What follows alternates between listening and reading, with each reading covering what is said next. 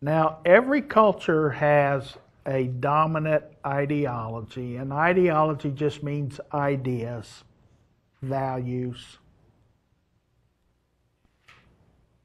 attitudes, beliefs.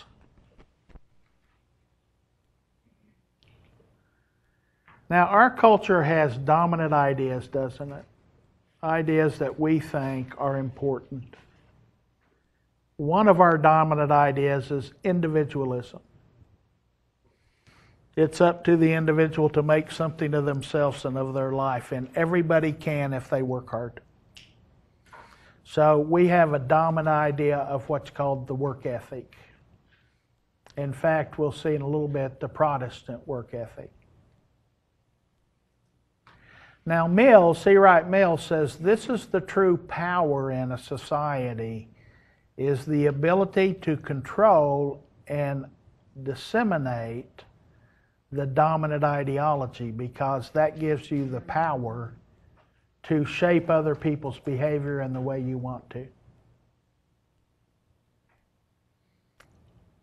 Poor people have been taught in our culture that they're poor because it's their fault.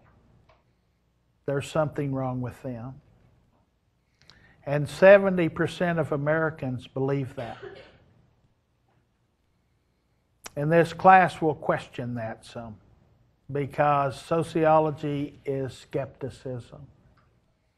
And so we'll ask the question, is that really true or not? And we'll look at statistics, and we'll look at data, and we'll question that a little bit. Okay? As to whether we're so individualistic as we think or not. I've already started that on you, haven't I? Yeah. I'm not going to convince most of you. That's okay. But you get the dominant idea, and I just want you to know you were taught this before you knew, just like riding the elevator. You've been indoctrinated, says the conflict view, into the dominant ideas. The functionalist view says, of course, we all need a similar view of the world, a similar value system that we consider important, or moral values, values in which to live our life by. Okay? So nothing wrong with the dominant ideology. I'm not saying it's bad. I'm just saying it's there and it's effective. People are taught that.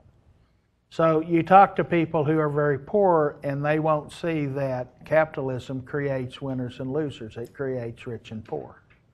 That's the downside to capitalism.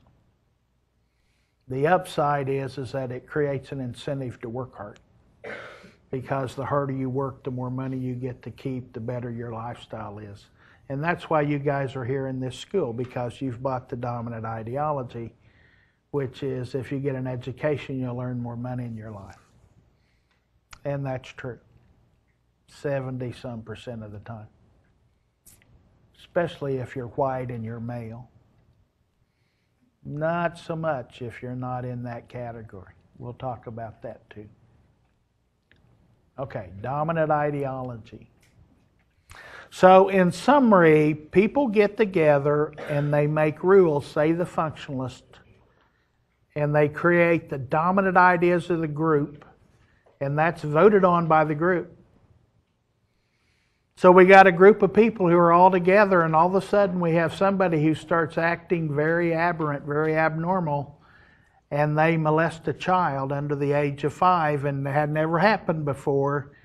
And then we all get together and go, do we like that or not like that? And we all go, ew, we don't like that. And we'll get about 100% agreement on that. And we'll write a law and make that illegal. And if you do that, we'll say that's abnormal and you need to go here, probably prison. Because we don't want you attacking our young children and harming them. And that becomes a value. Does that make sense? Something we see desirable to stop that.